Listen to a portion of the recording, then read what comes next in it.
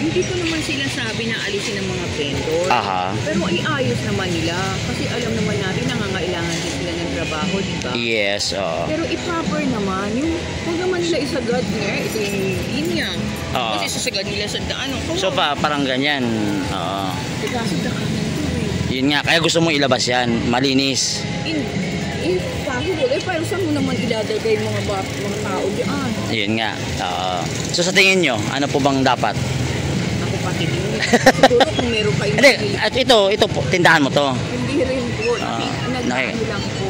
Pero yun yung concern mo, na kung pwede, sana maayos, ma-proper. Oo, proper. Yes. Tapos, kung may lilipatan kayo magandang lugar sa kanila. Kasi tao rin naman. Yes naman. Oo. Kawawa naman sila. I think, gano'n naman talaga yung plano. Pero siyempre, sa ngayon, hindi naman pwedeng ganyan lang yan. Diba? Oo.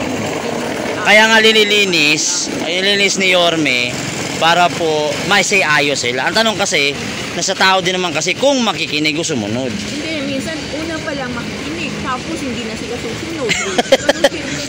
Diba? Tagos tayo nga. Hindi, ligas gumon. Ayan, so, concern po ni Mami. Concern din naman po sa mga kabuhayan. Dapat kawawa. Ito kaya na to, sir. Usually talaga kami naglilinis na. Kami talaga naglilinis.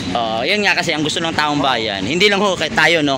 Huwag mo masamahin yung sabihin. Alam mo yung sinabi ko, ha? Wala akong sinabi mo. Problema yun. Oo. Ang gusto lang naman ni Mami na kahit paano maging maaliwalas. Yung paligid.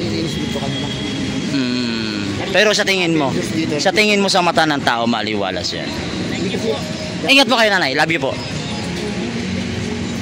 Kaya hindi pa dito namin sunod kinaya namin kaya sa amin, diba?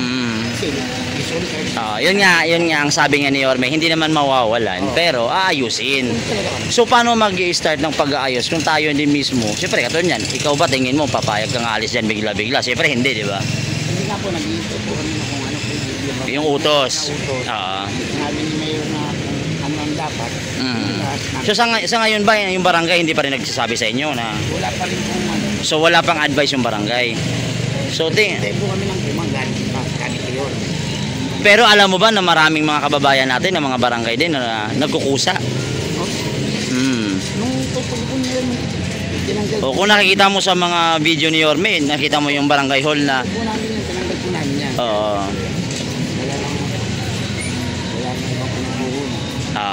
So yun yung punto niya sinasabi mo. Naintindihan ko din kayo. Pero may kautusan po paano po yung kautusan na yan for example lang po yung kautusan na yan, nagsabi si Yorme na lahat to linisin at ayusin. Pakulit tayo susunod, paano po yun? Sakit sa bangs, no? So may gusto ka bang sabihin kay Yorme? Yorme, sabi lang sana huwag na kami patay naman yung data na yan.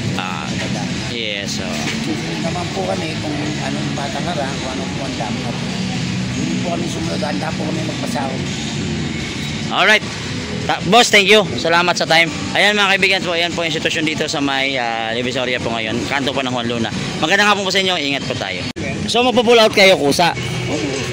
So kailan ho yun? Kailan? Tinawag na po yun, hindi pa niya. Kasi dami na may bumbero dyan na tinatak na yun. So kiniklear mo, parang ka. So itong dyan, nakaparking na tricycle dyan sa barangay. Oo, yung dalawa yung pero yung doon kuya sa may flag, sa may barangay hall, yung katabi po niyan, ano po yan? Hindi po sa bumbero po yun, pinaparadaan po nila ng kahit yung mga motor doon sa mga fire. Hindi ko lang po alam. Yun hindi mo alam. Kasi yung Apollo dyan sa labas, pinapasok po nila yan dyan. Okay. Pero dapat kuya, kasi sabi mo nga kanina, sa barangay lang ina-allowed. Bakit yung mga ibang nagtitinda dyan, nakita ko, hindi naman ata umaalis dyan. Ito mga service dyan, no?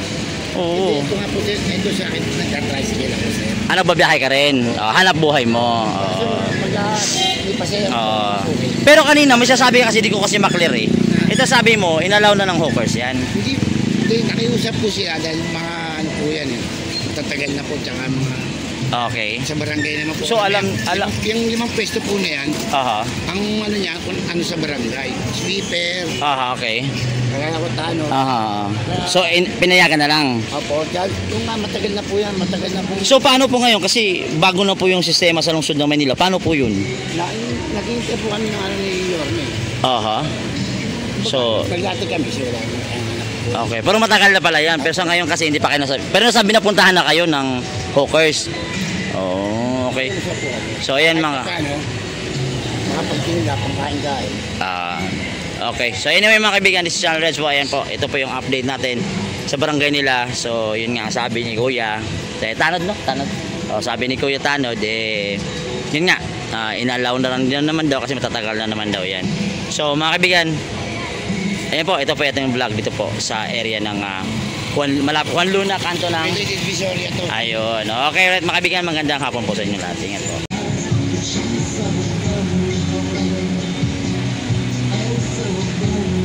Alright mga kaibigan, magandang hapon po sa inyo lahat. This is Channel Red po. Ito po tayo ngayon sa may Divisoria Mall. Ayan mga kaibigan, dito po tayo sa area kung saan mas maraming tao all the time and every day talagang punong-puno mga tao rito.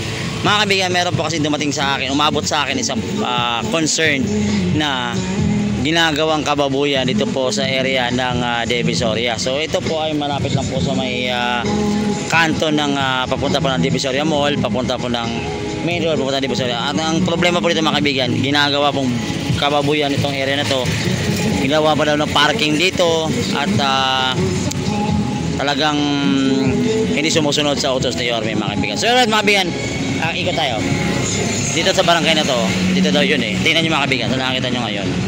Parking ng tricycle, tindahan, parking ng tricycle, tindahan. At meron pa daw kanto dito, iskinita, ginawang parkingan, personal parkingan. So ito mga, wala ka na nakikita ang bangketa. Ito.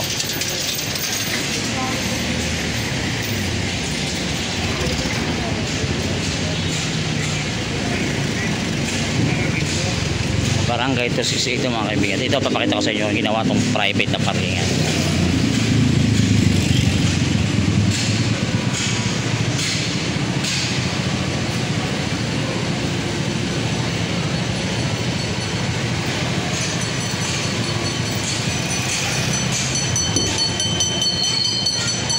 So mga kaibigan nyo, kahit sa Divisoria yan, may mga linya po kasi yan, may mga guhit kasi yan. Yan pwede pa yan. Pero yung bangketa na sinakop mga kaibigan, bawal na bawal po yan. Tingnan nyo, nawala na po yung bangketa. See? Balikan natin to. Dalawang barangay daw to. Dalawang barangay ito mismo. Magkaharap. Ayan. Kung dito ka sa papuntang Binondo, aside na to, yan. Mayroong pong tulay rito. Ito po yung kanto ng Juan Luna. Ay, wow, couple shirts. Na all.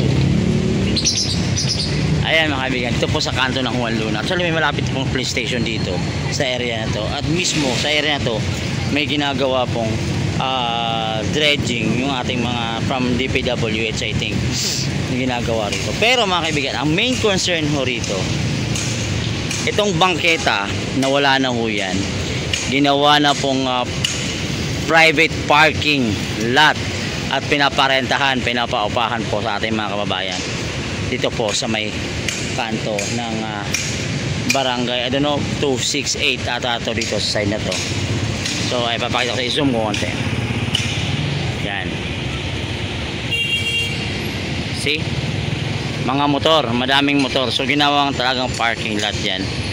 So mga kaibigan, so sad na hindi pa po sumusunod ang barangay na to. Actually isa pa lang to sa barangay na sinabi ho sa akin na may problema. Actually sa totoo lang, nakita ko na una-unang pagbungad ko pala, nakita ko talaga yung problema. Sinakop yung bangketa, ginamit na pang personal. Diba? So ginawang negosyo, ginawang hanap buhay. So dito sa may Juan Luna, pag liko mo lang dito, ayan, makikita mo yung sitwasyon dito. Pero yung mga vendors naman, not a problem kasi meron pong linyang yellow line dito. Pero itong building na to, ayan, itong building na to, Ewan ko lang kung in-allowed to ng city. I don't know kung na-allowed to ng city. Yun ang nagiging problema. Actually, matagal ko napansin pala to. Pero, nung time ng election, nakikita ko na to.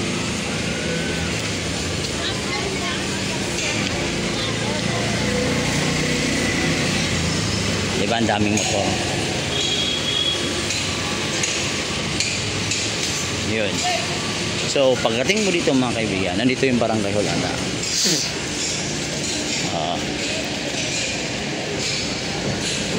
Tapos,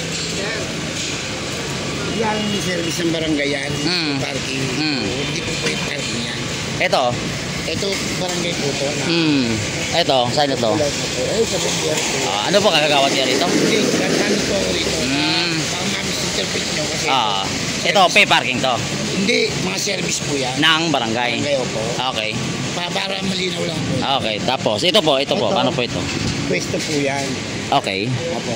So inalaw din ho yan. Opo, pinagtaano po yan nung nakaraan. Pinakiusap po yan. Sa? Nung nakaraan nagbabayad po kami ng ano dyan. Nagbabayad po kanina? Yung okay, yung ticket ng City Hall. Sa Hawkers. Sa hawkers. Opo. So inalaw po ng hawkers yan. Opo. Pinakiusap po yan. Okay. Kaya wala po yan. So allow to. So allow to. Tsaka ito naman po, nung mag-utos si Mayor ng declogging, weekly, yan po yung inipon namin. Sinako po namin yan, hindi pa po nakukuha, pero kukunin na po yan. Para po, So inaayos na to. opo. Okay. Pero ito, na inalaw to ng hawkers mismo. Yung araw pa po yan, matagal na po yung pwesto na yan. Panahon po na hirap. Pero ngayon, sa ngayon. Kasi dahil sa pakiusap ng mga vendor, pinagbigyan po sila. Boss, Lahat naman po yan. kumusta ka? Magandang hapon sa'yo pare. So, Ang di ba? okay. So, ayan. Pero yung kabila side na yun, ano ba ang tawag doon? Sinusulan Luna. So, tingin nyo sir. Luna, sir, non-negotiable yan, sir. Talagang pinagbabawal yan. So, ito sir yung sa barangay, hindi po ba illegal yan? Kasi, wala na pong gamit yan. Matanggalin na. Pati yung mga motor nakapark doon. So, ano po yung personal po yung mga motor na nakapark? Sa barangay yan, sa bumbero po yan. Oh, okay. Baka mga sinterpit po. Sige, at least galing po sa bibig ninyo. Basta ito, sa barangay ito. Yung dalawang stainless na yun. Po ito, paano po ito? Ito, barangay kasi ako eh. So, bali, isang price mo lang. Yan yung... Pero I mean, ito, mga ganito, ganyan. Lang yan.